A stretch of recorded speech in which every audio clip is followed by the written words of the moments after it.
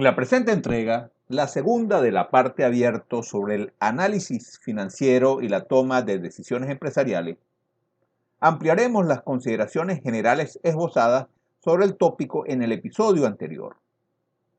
En esta oportunidad, abarcaremos lo atinente a ciertas herramientas básicas del análisis financiero.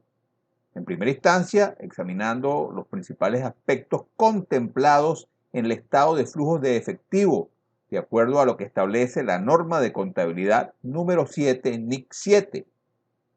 Y por otro lado, exploraremos lo relativo a métodos de evaluación estructural, como lo son los análisis horizontal y vertical de estados financieros. Comencemos entonces.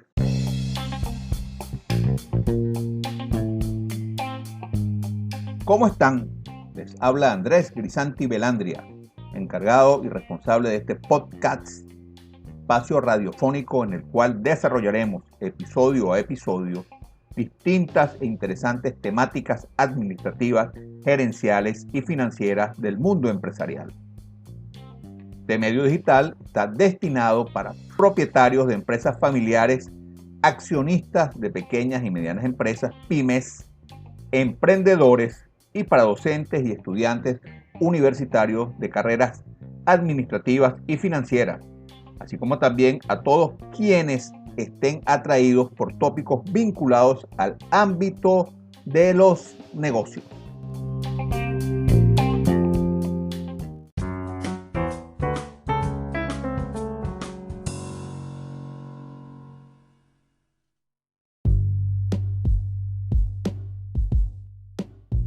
Episodio número 52, segunda temporada.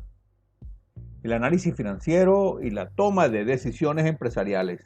Entrega 2 de 4. Herramientas básicas del análisis financiero. En el episodio anterior, el 51, desarrollamos las consideraciones generales para darle un piso, una base y poder adentrarse en el estudio de herramientas básicas del análisis financiero, lo cual desarrollaremos en esta emisión. Para esta oportunidad estaremos desarrollando en primera instancia lo atinente al estado de flujos de efectivo y por el otro lado lo correspondiente al análisis horizontal y vertical de estados financieros. Debemos indicar que en esta emisión de nuestro podcast estamos poniendo disponibles para nuestros audioescuchas unas presentaciones sobre estos tópicos, tanto del estado de flujos efectivos como análisis horizontal y vertical de estado financiero, tomadas del material visto en nuestras clases en la Universidad de Carabobo, en la asignatura de análisis de estados financieros. Comencemos entonces con el estado de flujos de efectivo. El Consejo de Normas Internacionales de Contabilidad, IASB, por sus siglas en inglés, International Accounting Standards Board, establece en su norma internacional de contabilidad 7, NIC 7, lo relativo al estado de flujos de efectivo. Esta norma tiene como fin requerir el suministro de información sobre los cambios históricos en el efectivo y equivalentes al efectivo de una entidad mediante un estado de flujos de efectivos en el que los flujos de fondos del periodo se muestren según procedan de actividades de operación, de inversión o de financiación. La norma internacional de contabilidad 7 define a las actividades de operación, inversión y de financiación de la siguiente manera. Las actividades de operación son aquellas que constituyen la principal fuente de ingresos de la entidad, así como otras actividades que no pueden ser calificadas como de inversión o de financiación. Las actividades de inversión son las de adquisición y disposición de activos a largo plazo, así como otras inversiones no incluidas en los equivalentes de efectivo. Y las actividades de financiación son las que producen cambios en el tamaño y composición de los capitales propios y los préstamos tomados por la entidad. El estado de flujo de efectivo es un estado financiero básico, al igual que el estado de situación financiera, el estado de resultados y el de movimientos de patrimonio. Sin embargo, el mismo no es preparado ni manejado con la misma asiduidad que los antes nombrados.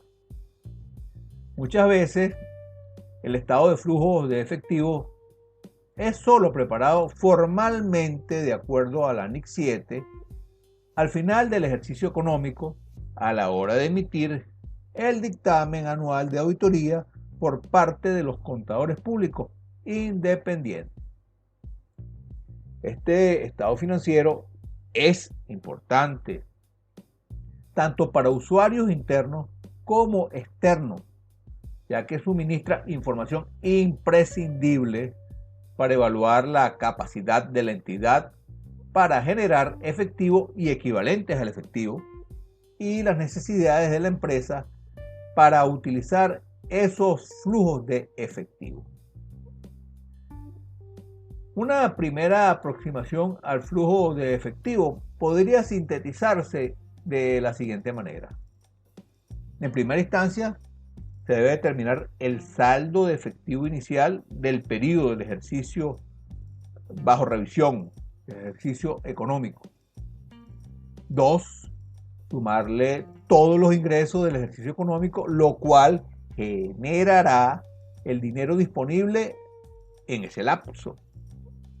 3. Al disponible se le restará la totalidad de los egresos que ocurran en el ejercicio económico. Y 4. Por último, la diferencia resultante será el saldo final del efectivo en dicho periodo. Matemáticamente, este procedimiento puede sintetizarse entonces mediante la fórmula siguiente: SI, saldo inicial del efectivo en el periodo, más I, totalidad de ingresos del ejercicio económico, menos E, totalidad de egresos del ejercicio económico, es igual al SF, esto es, saldo final del efectivo en el periodo.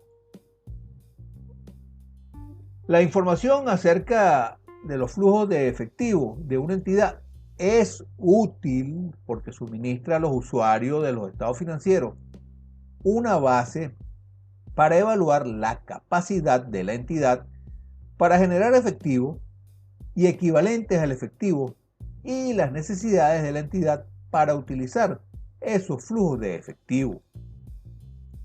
Para tomar decisiones económicas igualmente, los usuarios deben evaluar la capacidad que la entidad tiene de generar efectivo y equivalentes al efectivo, así como las fechas en que se producen y el grado de certidumbre relativa de su aparición.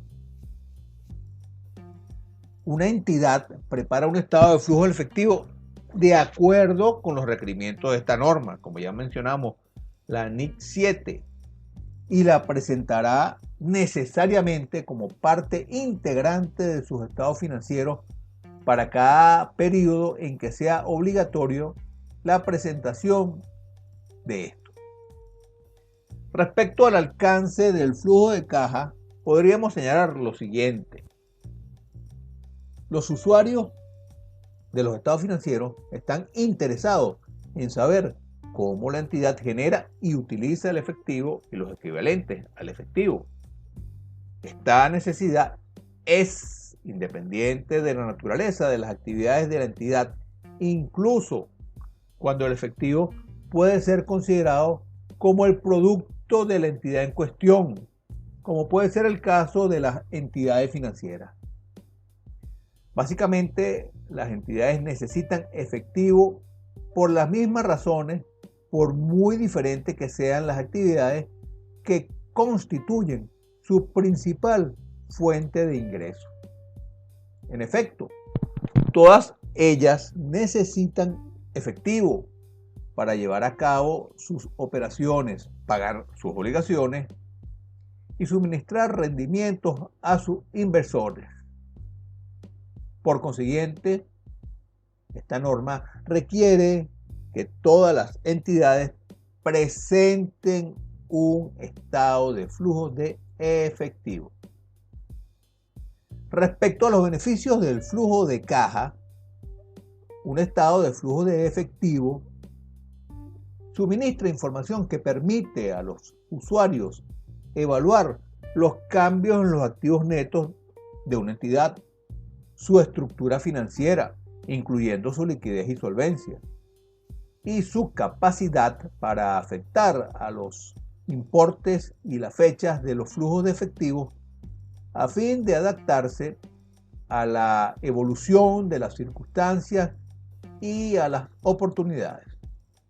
La información acerca del flujo de efectivo es útil para evaluar la capacidad que la entidad tiene para generar efectivo y equivalentes al efectivo y permite a los usuarios desarrollar modelos para evaluar y comparar el valor presente de los flujos netos de efectivo de diferentes entidades.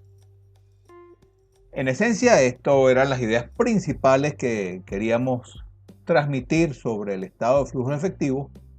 Y hacemos un recordatorio nuevamente que está disponible para los audio escuchas una presentación, en este caso en particular sobre el estado de flujo de efectivo, para aquellos que estén interesados en ahondar en detalle sobre este importante tópico. Seguidamente pasemos a revisar lo relativo a las variaciones y ponderaciones de los estados financieros. Y para ello nos centraremos en el estudio del análisis de estado financiero horizontal por un lado y por el otro el análisis vertical. Análisis horizontal de estados financieros. El análisis horizontal es un método que muestra cómo cambian las cuentas de una empresa a través de un periodo y en relación a un año base. Este método, también llamado análisis dinámico, permite observar la tendencia temporal en las cuentas individuales de algún estado financiero, facilitando la identificación de las partidas que han tenido una evolución más favorable o desfavorable. En un análisis horizontal, se calcula el cambio acumulado de cada cuenta en un periodo determinado, tomando como base de comparación el primer año del periodo, o trimestre, o semestre, si se usa información trimestral o semestral. El análisis horizontal debe centrarse en los cambios extraordinarios o significativos de cada una de las cuentas. Los cambios se pueden registrar en valores absolutos y valores relativos. Los primeros se hallan por diferencia de un año base y el inmediato anterior, y los segundos por la relación porcentual del año base con el de comparación. Este método, como se señaló, es un análisis dinámico, ya que se ocupa de los cambios o movimientos de cada cuenta entre un periodo y otro del estado de situación financiera y del estado de resultados. Al realizar un análisis horizontal, este deja en evidencia los cambios o tendencias presentados en las diferentes cuentas de los estados financieros entre un periodo y otro, poniendo especial atención en los rubros con mayor diferencia entre sí. A efectos de un mejor control, como ya se acotó antes, Este tipo de trabajo también se puede preparar de acuerdo a información de cifras trimestrales o semestrales.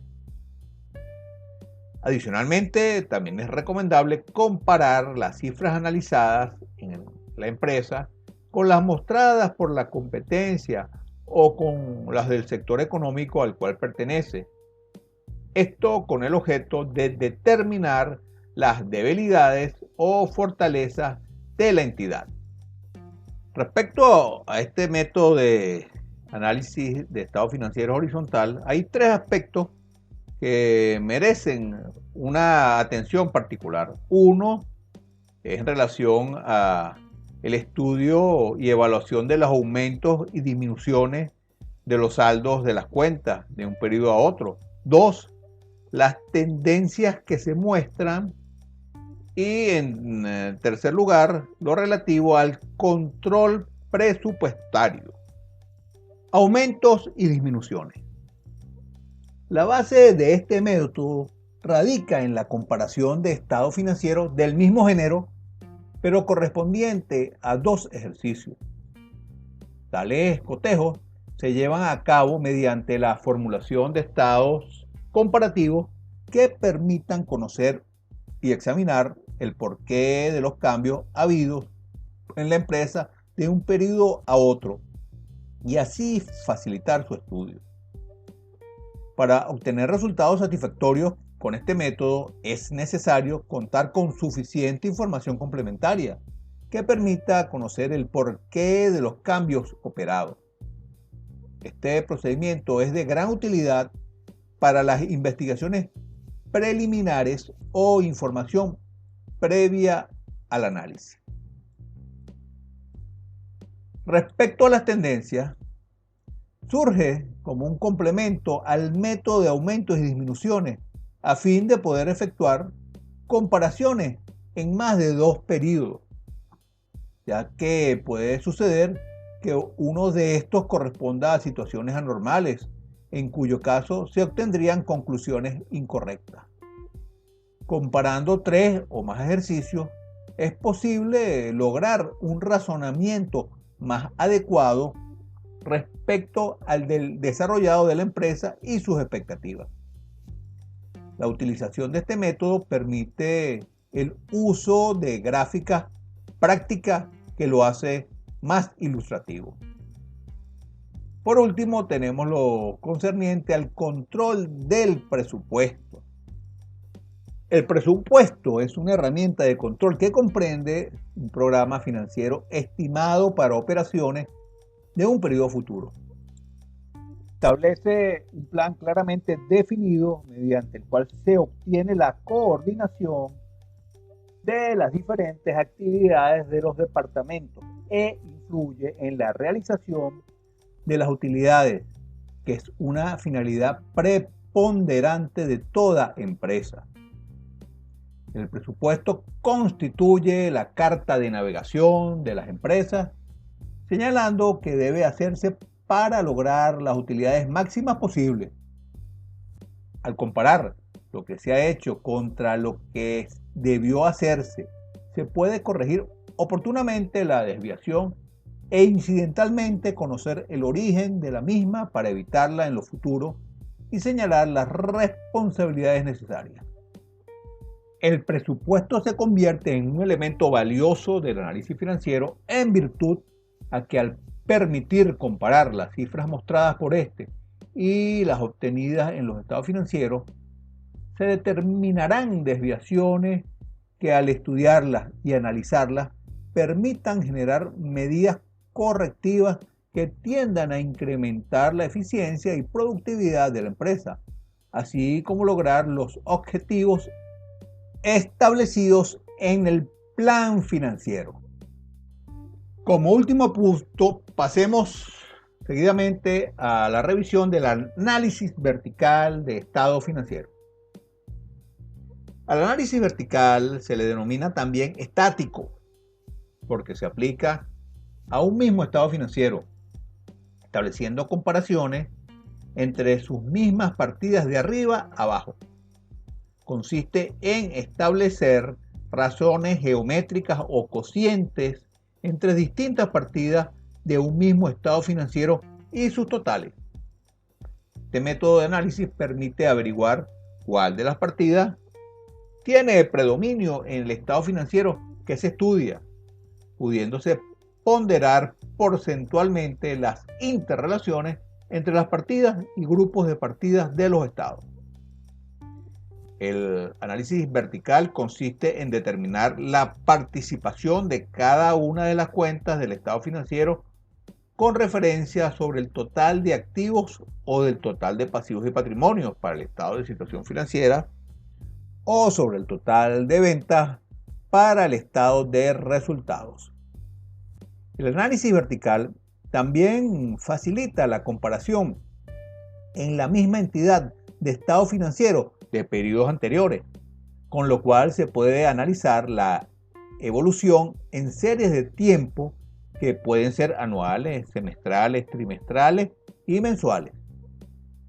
Asimismo, este tipo de análisis es conocido como de tamaño común, ya que se pueden hacer comparaciones relevantes entre compañías de diferentes tamaños, debido a que es posible apreciar las proporciones relativas de los saldos de las cuentas. El estudio de esta herramienta de análisis facilita el tener una visión panorámica de la estructura del estado financiero estudiado, así como mostrar la relevancia de las cuentas o grupos de cuentas dentro de cada estado financiero, permitiendo ello evaluar los cambios estructurales de las mismas. El análisis vertical sirve igualmente para plantear nuevas políticas de racionalización de ingresos, costos y gastos, así como gerenciar bien la administración de activos y de deuda, y según esto determinar una estructura óptima que permita mayor rentabilidad y que sirva como medio de control. ¿Cómo hacer un análisis vertical de estado financiero? El análisis vertical es una técnica de investigación financiera que permite conocer el peso porcentual de cada partida de los estados financieros de una empresa en un periodo determinado. También llamado análisis estructural de los estados financieros o porcentual de base 100. ¿Cómo se realiza el análisis? El proceso consiste en dividir cada partida que se quiere analizar entre el total del grupo al que pertenece y luego multiplicar por 100. Esto es, valor de cada partida entre el total del grupo al que pertenece por 100. La técnica permite verificar la situación económico-financiera y de la cuenta de resultados, así como hacer comparaciones con otras empresas del mismo sector económico. Por un lado, informa sobre el peso de cada parte y por otro, permite comprobar si la organización se sitúa en la medida del sector que es lo deseable o no. Los estados financieros detallan de forma ordenada y estructurada los eventos financieros de una entidad, proporcionando información útil en el proceso de toma de decisiones tanto al interior de una empresa como en su entorno. Los estados financieros deberán contener la información necesaria para adentrarse en la estrategia organizacional, entender las fuentes de ventaja competitiva y, eventualmente, anticipar los riesgos subyacentes. Para analizar el desempeño financiero de una empresa, sin embargo, muchas veces no son los números absolutos presentes en los estados financieros, como los ingresos, costos, efectivos, activos, etc., lo que más importa, sino más bien la relación entre ellos o de ellos con otra información de la empresa. El análisis vertical es un método para indagar y profundizar sobre el desempeño financiero y la estrategia de una empresa. Este análisis se puede hacer sobre el estado de situación financiera o sobre el estado de resultados, siendo el proceso similar en ambos casos. Algunos de los aspectos, entre otros tantos, que se podrán visualizar al aplicar un análisis vertical serían, por ejemplo, saber si la empresa tiene más activos fijos no corriente o por el contrario tiene un mayor circulante activo corriente, ambos calculados sobre el total de los activos del estado de situación financiera.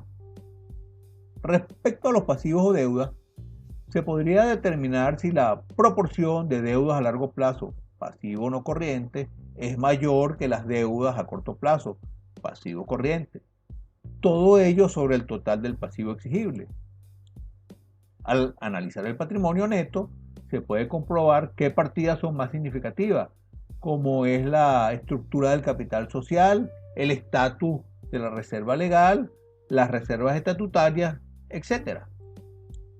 Así como conocer si se financia principalmente con recursos propios o ajenos. El análisis sería calculado con los porcentajes del patrimonio neto y pasivo exigible sobre el total. Hasta aquí esta emisión. Agradecidos por su atención y los espero en nuestra próxima entrega, el episodio 53, que estaremos desarrollando lo relativo a los índices financieros, como serían los ratios de liquidez, razones de actividad, ratios de estructura e índices de rentabilidad. ¡Saludos!